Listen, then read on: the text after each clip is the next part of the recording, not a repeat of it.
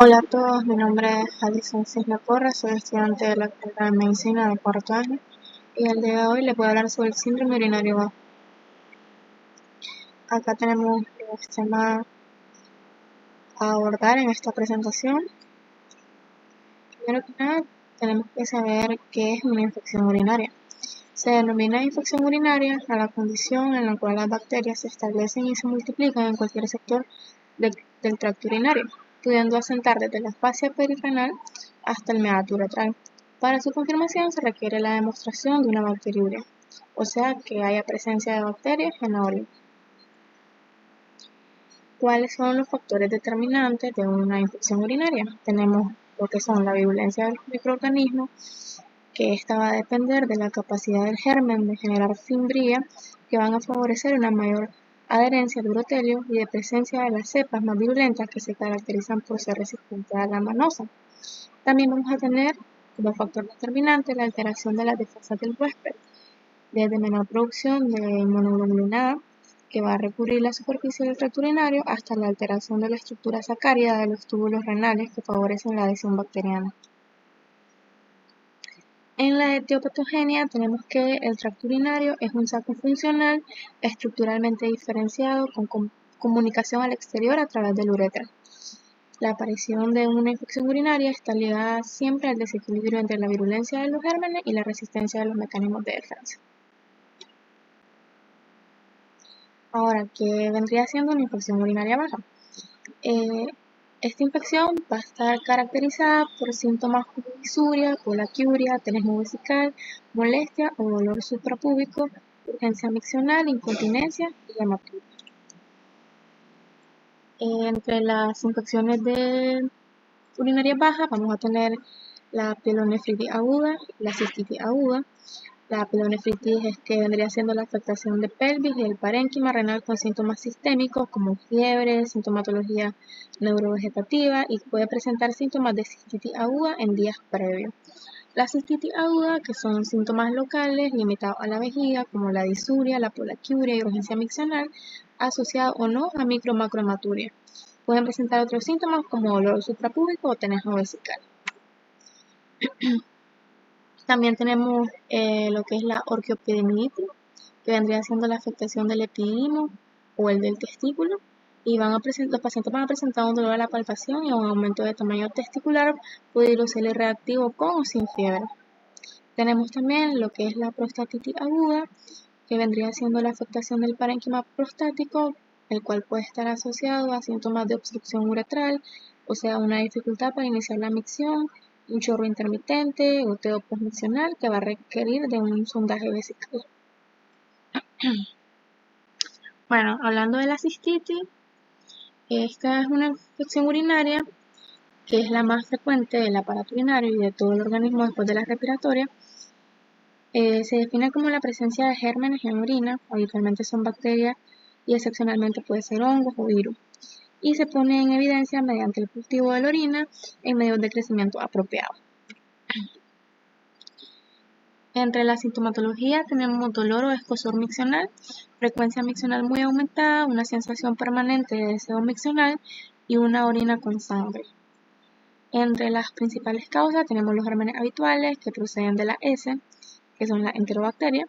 El protagonista absoluto es la Escherichia coli, el cual es un responsable del 85% de las infecciones no complicadas en mujeres sexualmente activas, del 70% de las infecciones no complicadas del adulto y del 50% de las infecciones hospitalarias. Entre los factores de riesgo tenemos pacientes con diabetes, pacientes embarazadas, que incluye un riesgo mayor de bacteriuria asintomática, que si no se trata puede provocar una pielonefritis en el último trimestre. Otro factor puede ser una infección en niños y reflujo vesicorrenal, la litiasis infecciosa y una obstrucción, que es el factor de riesgo más importante, permite un mayor crecimiento y penetración intrarrenal de los gérmenes y es decisivo en la destrucción renal. Como tratamiento tenemos que el tratamiento es antibiótico y debe hacerse, si es posible, de forma selectiva, eligiendo el mejor de aquellos a los que el germen es sensible. Y la aplicación del tratamiento es diferente dependiendo de la edad del paciente, la localización, el tipo de infección y su recurrencia. Para considerar que existe una cistitis, el crecimiento de bacterias en el cultivo de orina debe demostrar bacteriuria significativa. Después es necesario identificar la localización anatómica de la infección utilizando los síntomas clínicos y, si es necesario, exploraciones complementarias. Por último, siempre hay que indicar si se trata de una primoinfección o una infección aislada, de una infección no resuelta o de una infección recurrente. Tenemos la prostatitis, que el término prostatitis comprende un amplio espectro de síntomas inespecíficos del tracto genitourinario, caracterizado fundamentalmente por dolor perianal o genital, síntomas miccionales como disuria o poliacuria y disfunción sexual en sus diversas manifestaciones. Tenemos que en la sintomatología, en el caso de los síndromes crónicos de prostatitis, los síntomas pueden ser escasos o prácticamente inexistentes. En otras ocasiones va a predominar lo que son la pérdida total o parcial de las erecciones, pero lo más habitual es la existencia de dolor pelviano y síntomas urinarios. El dolor es referido a áreas dispares, suprapúbico, perianal, lumbosacro, escrotal, perineano y de la cara interna de los músculos. En el diagnóstico tenemos, como siempre, la exploración física, el tacto rectal, que solo es significativo en la infección aguda, donde la próstata aumenta de tamaño y se vuelve muy sensible a la palpación. Tenemos el cultivo fraccionado y el cultivo de semen.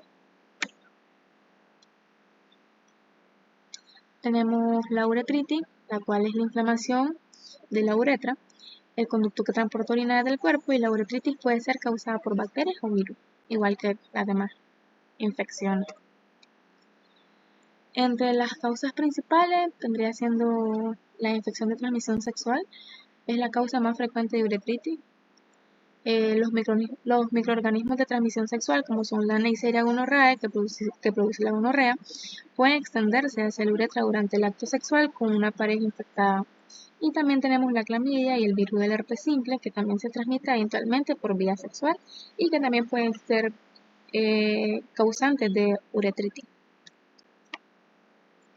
En la sintomatología tenemos que tanto en hombres como en mujeres la micción suele ser dolorosa y la necesidad de orinar se vuelve más frecuente y urgente.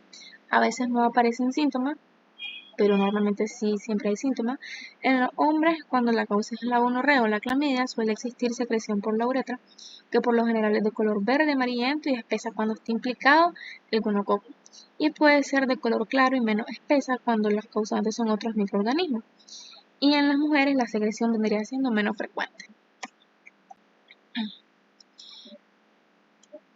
Tenemos la epididimitis, la cual es una inflamación del epididimo, en ocasiones acompañada por inflamación de los testículos, que ya habíamos hablado de la orcoepididimitis.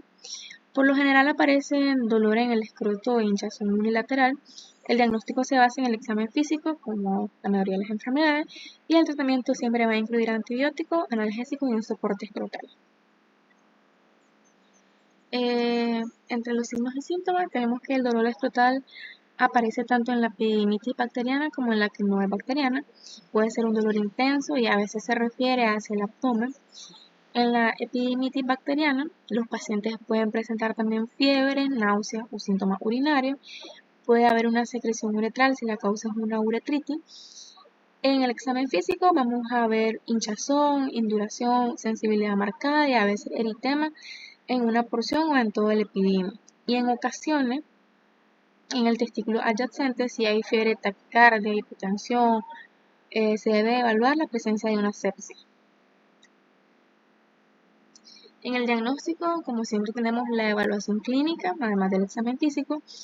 A veces también se puede utilizar lo que es el hisopado uretral y el urocultivo.